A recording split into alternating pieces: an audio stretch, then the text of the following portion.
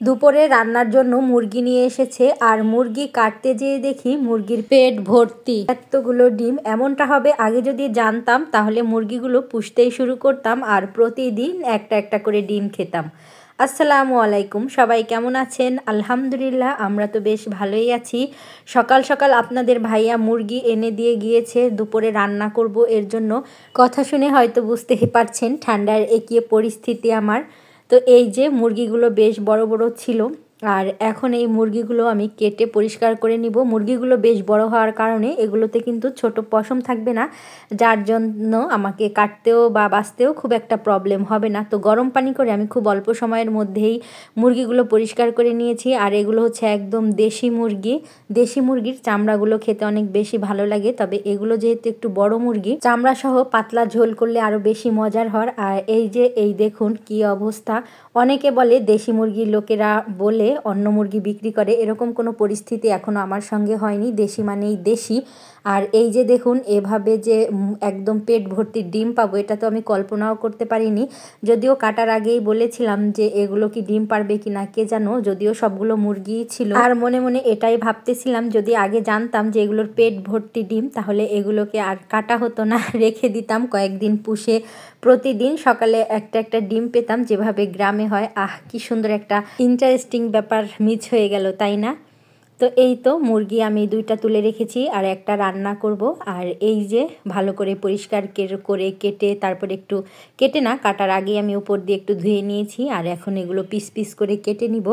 আর বড় যে ডিম দুটো, ওই দুটো আমি তুলে রেখেছি। আর ছোট যে ডিম মানে পাড়ার উপরে ওই যে হলুদ দেখা যাচ্ছে, ওইগুলো রান্না করব। ওইগুলো কিন্তু রান্না করলেও অনেক বেশি ভালো লাগে। ওইটা হচ্ছে কুসুমের অংশ। অনেকে আছেন যারা ডিমের নাড়িটা খেতে পছন্দ করে, আমি একদমই খাওয়া হয় না, তো অনেকেই খান। আর এটা কিন্তু খাওয়া যায়, এটা এমন না যে খাওয়া যায় না, খেতে ভালো বলেই কিন্তু অনেকে খান।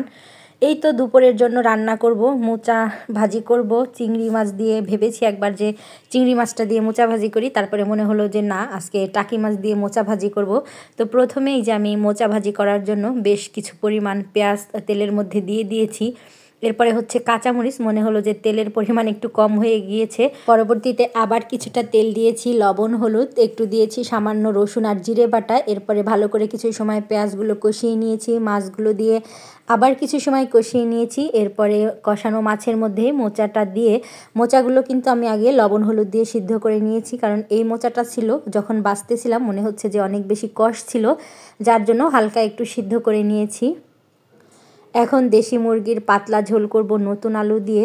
যেই যা বলেন না কেন আমার কাছে কম তেল মশলা দিয়ে মাছের হোক বা মাংসের হোক, আর সেটা কিন্তু পাতলা ঝোল করলে অনেক ভালোই লাগে খেতে। অনেকে অনেক কথা বলেন যে আপু এত তেল মশলা কেন খান, আসলে অল্প একটু রান্না, মানুষ 2 জন, তার জন্য তো কত আর তেল মশলা এর মধ্যে দেওয়া যায় বলুন তো। আপনারা হয়তো পরিবারের লোকজন বেশি রান্না করেন, তাই আপনাদের এরকম মনে হয় কম কম, কিন্তু রান্নার পরে একেবারে যথেষ্ট পরিমাণে কিন্তু তেল মশলা ভেসে ওঠে, যেটা খেতে তো ভালো লাগে না, তারপরেও কখনো কখনো খাওয়া হয়ে যায়।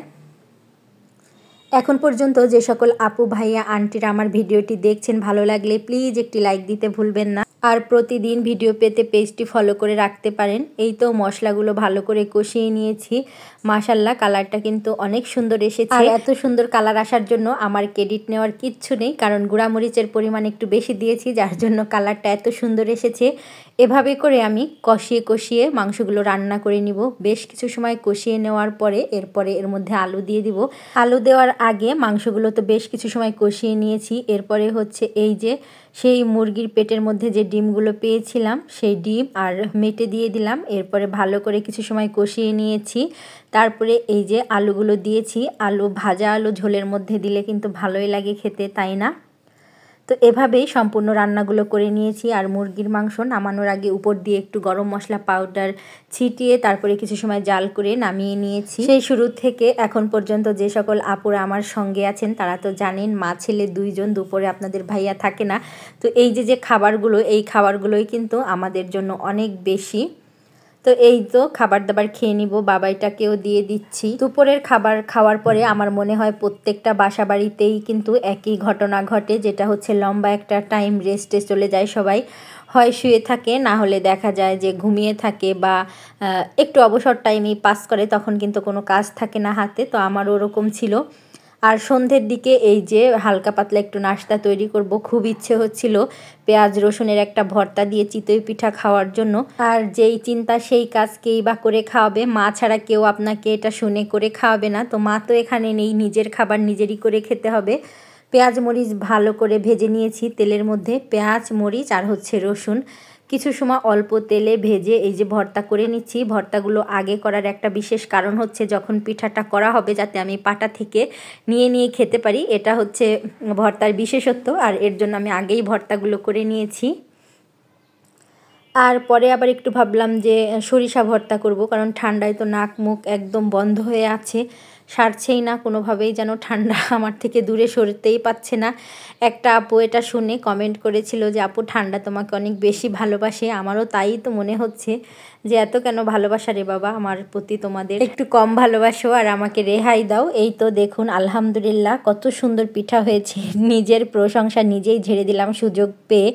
আমি চিতই পিঠাটা বরাবরই খেতে পছন্দ করি। চিতই পিঠা বলতে যে কোনো ঝাল পিঠা আর কি, মিষ্টি পিঠার থেকে প্রায় সময় এই পিঠাটাই আমি নাস্তা হিসেবে দেখা যায় যে বেছে নেই ভর্তার সঙ্গে। কখনো মাংস রান্না করলে তো ভর্তাটা এত বেশি মজার হয়েছে যে মাংসর কোনো প্রয়োজনই নেই। সাধারণত আমি দেখা যায় যে চাল ব্লেন্ড করে পিঠা তৈরি করি, আর আজকে হচ্ছে চালের গুঁড়ি দিয়ে পিঠা তৈরি করেছি, তাও আলহামদুলিল্লাহ বেশ ভালোই হয়েছে। তো খুবই অল্প পরিমাণে পিঠাগুলো বানানো, আর এই তো নাস্তা করে নিচ্ছি। সবাই ভালো থাকবেন, আল্লাহ হাফেজ।